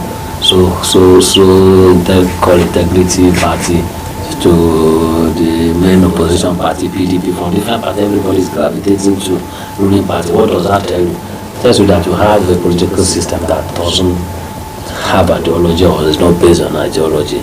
They just face anywhere that it favors them, and it's not very, very good for our democracy.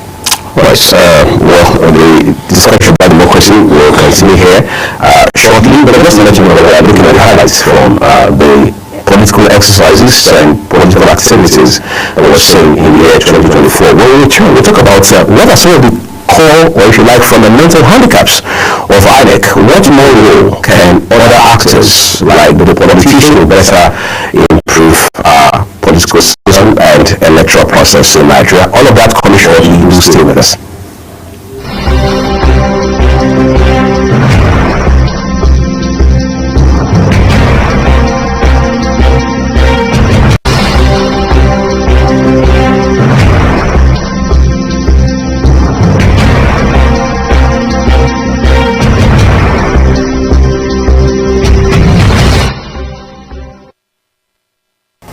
Thank you for staying with us, everyone. Nigeria is in a system, or if you like, in a country where the goal is ultimately to win. They say the end justifies the means. That appears to be the overriding philosophy for political parties and those who are the actors within those parties. You just made an analogy a while ago of how that the lead opposition parties you thought would maybe ultimately form a common front against the ruling APC, for example, particularly going into 2027, are now beginning to jump ship as we know it. How do we strengthen political parties to look inward and think ideologically? Because I have had to, at different times, talk to one or two leaders from these parties, whether it's the APC, the Labour, APGA, the PDP, about their ideologies, and nobody seems to be able to present a clear-cut set of elements as to say this is what distinguishes between us, or distinguish between our party and the other party. How do we work, or if you like, re-engineer this political party? I think I'm not a politician, but from where you stand, for example, what is the political link? I think the way to start strengthening it, which is a very difficult one, is to see how we can make political office less attractive to people. Because if you look at all these political parties now, the only reason they go into politics is because of the pecuniary gains. The offices are too juicy. So this is a country that, even as a local government chairman, by the time you are done with your 2-year or 3 years tenure, you are a multi-millionaire, from having nothing to being a multi-millionaire. So we have to de-emphasize these incentives that comes with a public office. That's the starting point. So that by the time we are done doing that, you see that people will now start building their political ideology towards societal development. So far, what we have here is that just get into politics so that you can enrich yourself. Even apart from the alleged corruption and all that, just being in that position alone, your allowances alone, your benefits you get for being a politician is enough to make one rich for life, and that's the reason you see everybody wants to get into politics. It happens to be the only economy that booms in the country. So, and in a country where we have the politicians richer than the entrepreneurs, and you have a serious problem. These are common words for the people that these guys are using to live larger. So the number one thing is to emphasize this public office from being a place you can just go to enrich yourself. In terms of political ideology, it's also difficult for you to have a political party with ideology, because the political class are so impoverished in Nigeria that the only thing they think about is their stomach. To the point that even once politicians crafted the terms for stomach infrastructure. So by the time you come as a political party, you are trying to preach ideology to the people. The question you're asking is that ideology will go chop. I was always looking for what the politicians can give them during the election. That's why you see in most of our elections, people go there to sell their vote. They're not going there to vote. They're not going there to cast a vote based on ideology. They're going to cast their vote based on who pays much. So crafting a political ideology for this kind of society is a very difficult one. So probably another thing is it's still possible for the political party to emerge from the back door. And how do you do that? You can actually... How do you mean back door? Back door in the sense that now you can now start performing as if you are in power, or you are holding political, or that your political party is in charge of affairs. How do I mean? Could I not stop the political party, ZYK party, from, coming up with a policy to educate maybe out of school children, the people can come together and say, okay, because we are this political party, our ideology is that everybody should be educated. So they should start by demonstrating that, sending people to school. Start with child education, for example. Child education, for instance. Or this one has, okay, as this political party, we are giving so loans to farmers. Nobody will stop it from doing that. There's no law that forbids you from doing that. So by the time we start doing that, we now know that, okay, when these guys can do it when they are not in power, what will happen when they get to power? Because people are not political parties are not just ordinary people, they have money. So these are big ways in the society that have money. So you can support agriculture, can support health, can support education, can support several things. The only thing we may not be able to do is have maybe actually infrastructure. So that you can still build a cottage hospital. You say, okay, this is a particular political party hospital, and when you go there, you get treated for free. You think that someone that goes there, went there and was treated for free will not vote for that party during the election. Right. So these are the issues. So in developed countries, you see that they have political parties that are based on ideology. Most of these political parties, they have institutes that they use to advance their ideology, not just in their country, but across the world. You understand? So the same thing is something that the politicians in Nigeria should start tinkering with. How can we have an institute that promotes our political ideology? Come up with an ideology first, and have an institute or a system or a structure that promotes that ideology over that. What we have is that in a particular political party, once there's any shake-up or anything, we jump ship to the next one. If we continue like that, we'll get to a point that we'll have just one party state, because everybody is too lazy to work as an opposition. Just a while ago you talked about, you were suggesting your rhetoric, so you talked about the incentivizing public offices, political offices. Some persons, even years before now, have said that even when you had former President Obasanjo in office, they said, look, one way you can do that, one way you can make it less attractive, or to use your term, less juicy, is to this idea of bicameral legislature. Others say, no, let legislators work part-time. In 2024, those ideas, are they feasible? Are they valid?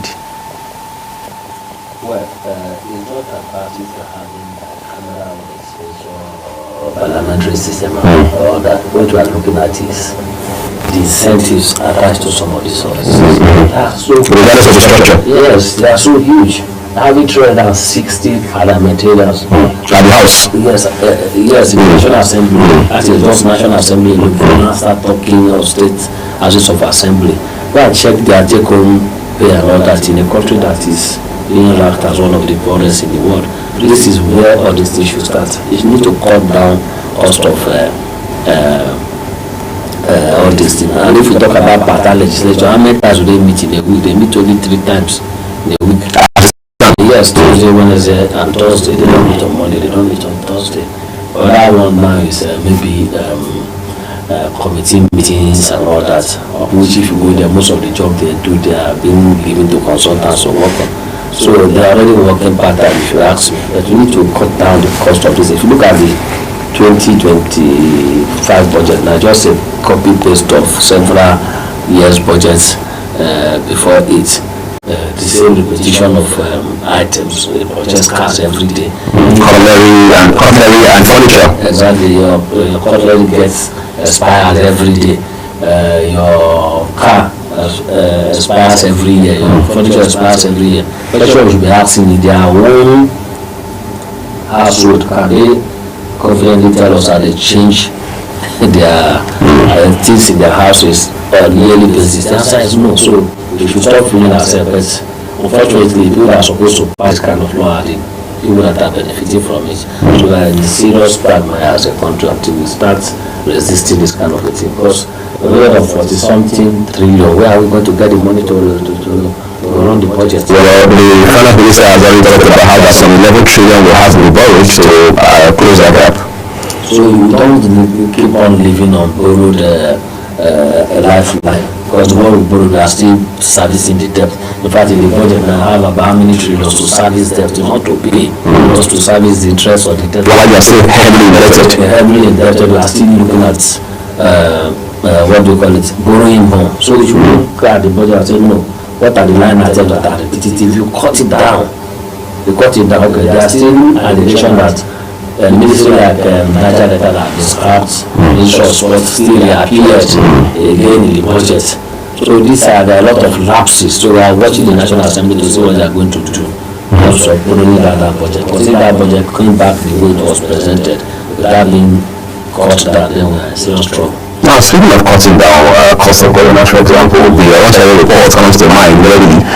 Well, the president really did step, like some people will call it, a few months ago when he said this report needs to be implemented. Well, we need to talk about how the things were being put in place to merge this ministry and that ministry, this agency and that agency. Let's not have an overlap, cross-functioning in a way that sets the country back economically, administratively, and in terms of bureaucracy and all of that. Do you think that was just essentially political statement from the president to be politically correct or something? Well, I think since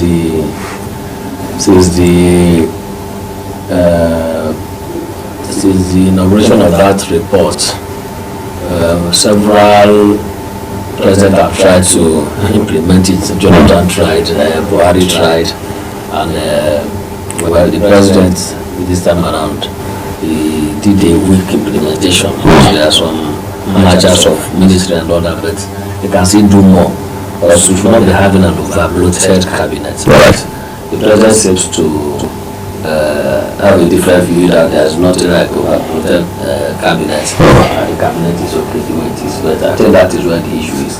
There are certain ministries, there are certain agencies that need to be merged. Even the one that they say they will merge up till now, we have not seen that happened. The statement they just put up, they will not have really seen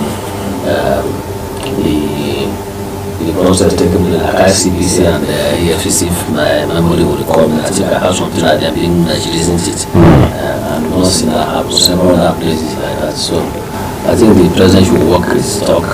Well, most of these ministries are merged, and there's no repetition of function. I think we will have a headway, but the position of the president is neither here nor there now, because he made a statement that they want to, reduce the ministry, and he's still creating a ministry of livestock out of ministry of agriculture. When we were in school, agriculture is about plants and animals. Why create a different ministry for livestock when we have ministry of maybe it's a thematic approach to response in response to the reality of the world. Food security is a challenge right now, and of course the ministry of agriculture should be trying to tackle all that, all those. So we don't need a unique ministry for livestock. Yeah, exactly. So the ministry of livestock now, what has been the KPIs since that time? It's not been established. I don't even know who the minister is. These are the issues. Interesting. But let's talk about James in 2 minutes. Let's talk about the run now. People say we can speak out when we should want, stay here on television all day, every day. But until we give ourselves one way or another a new constitution, Nigeria goes nowhere. Are those your sentiments? Well, it's yes or no, in the sense that there are a lot of lapses, some lacuna in the constitution that needs to be fixed. And of course, the constitution itself, even if we can even implement the content and the contents the way it is now, I don't think we'll have any problem. So the challenges we have in Nigeria is we don't walk our talk. We have good policies, we have good laws, but we do things differently the way it's supposed to be. So yes, the idea of having a new constitution is okay. Let it be on record that we now have people's constitution, that everybody comes together to agree on. But there are a lot of grey areas that need to be straightened out. The issue of regionalism, the issue of restructuring, the issue of balance in trade creation and all that is something that needs to be constitutionally done. Right. So it's very important that the national conference conference on constitutional review should be activated so that people can make input. And I think National Assembly is taking that step already, but the manner they are taking it, I don't know. But people should be seen to be participating in the constitutional public hearing and all that. Public hearing, regional engagement, and constituency engagement and all that, so that people can see themselves as being part of the constitution.